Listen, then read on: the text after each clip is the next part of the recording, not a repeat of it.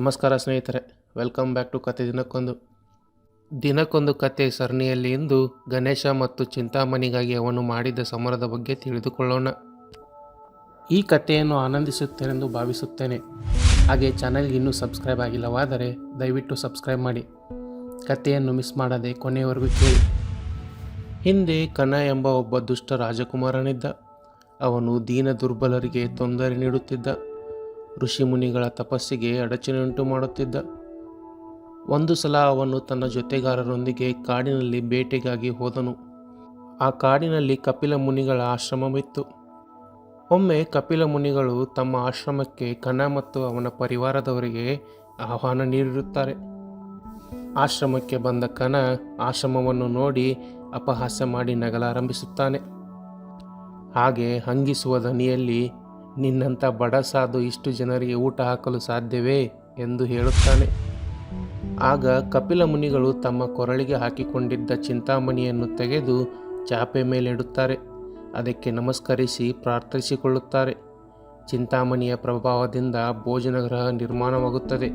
ಅತಿಥಿ ಸತ್ಕಾರಕ್ಕೆ ಅಗತ್ಯವಾದ ಎಲ್ಲ ಸೌಕರ್ಯಗಳು ಅದರಲ್ಲಿರುತ್ತವೆ. ಬಂದ ಅತಿಥಿಗಳಿಗೆ ಯಥೇಚ್ಛವಾಗಿ ಪುಷ್ಕಳ ಭೋಜನವನ್ನು ಬಡಿಸಲಾಗುತ್ತದೆ. ಕಪಿಲ ಮುನಿಗಳ ಆತಿಥ್ಯದಿಂದ ಕನ ಮತ್ತು ಅವನ ಪರಿವಾರದವರು ತೃಪ್ತರಾಗುತ್ತಾರೆ. ಆದರೆ ಕನನಿಗೆ ಕಪಿಲ ಮುನಿಗಳ ಬಳಿ ಇರುವ ಚಿಂತಾಮಣಿಯನ್ನು ಪಡೆಯಬೇಕೆಂಬ ಬಯಕೆಯಾಗುತ್ತದೆ. ತನ್ನ ಬಯಕೆಯನ್ನು ಕಪಿಲ ಮುನಿಗಳಿಗೆ ಹೇಳುತ್ತಾನೆ. ಆದರೆ ಕನನ ಸ್ವಭಾವ ತಿಳಿದಿದ್ದ ಕಪಿಲ ಮುನಿಗಳು ಅವನಿಗೆ ಮಣಿಯನ್ನು ನೀಡಲು ನಿರಾಕರಿಸುತ್ತಾರೆ. ಆದರೆ ಕನ ಅದನ್ನು ಮೋಸದಿಂದ ಅಪಹರಿಸುತ್ತಾನೆ. ನಂತರ ಕಪಿಲ ಮುನಿಗಳು ಗಣೇಶನ ಆರಾಧನೆಯನ್ನು ಮಾಡುತ್ತಾರೆ.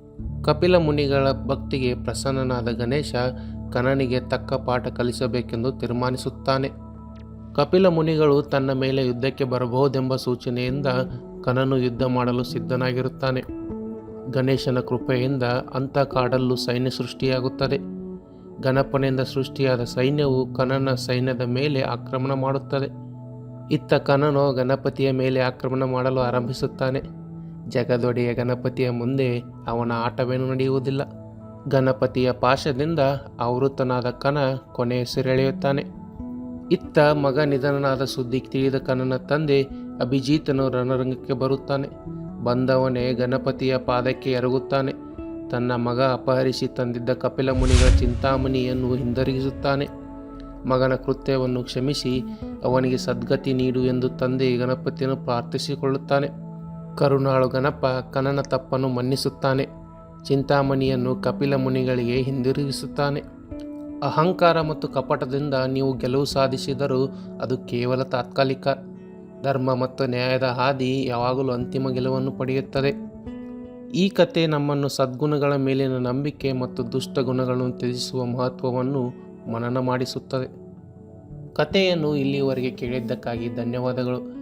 ಈ ಕಥೆಯ ಬಗೆಗಿನ ನಿಮ್ಮ ಅನಿಸಿಕೆಗಳನ್ನು ಕಮೆಂಟ್ ಮಾಡಿ ತಿಳಿಸಿ. ಈ ಕಥೆಯನ್ನು ನೀವು ಆನಂದಿಸಿದ್ದೀರೆಂದು ಭಾವಿಸುತ್ತೇನೆ. ಇದೇ ಥರದ ಮತ್ತಷ್ಟು ಅದ್ಭುತ ಕಥೆಗಳಿಗಾಗಿ ನಮ್ಮ ಚಾನಲ್ಗೆ ತಪ್ಪದೇ ಭೇಟಿ ನೀಡಿ. ಇನ್ನೂ ಸಾಕಷ್ಟು ಕಥೆಗಳು ನಿಮಗಾಗಿ ಕಾಯುತ್ತಿವೆ. ಹಾಗೆ ಚಾನಲ್ಗೆ ಸಬ್ಸ್ಕ್ರೈಬ್ ಮಾಡಿ ಮತ್ತು ಪಕ್ಕದಲ್ಲೇ ಇರುವ ಬೆಲ್ ಐಕಾನ್ ಒತ್ತಿ. ಮುಂದಿನ ವಿಡಿಯೋದಲ್ಲಿ ಮತ್ತೊಂದು ರೋಚಕ ಕಥೆಯೊಂದಿಗೆ ನಿಮ್ಮನ್ನು ಭೇಟಿಯಾಗುತ್ತೇನೆ. ಅಲ್ಲಿಯವರೆಗೂ ಕಲಿಯುತ್ತಾ ಆನಂದಿಸುತ್ತಾ ಇರಿ.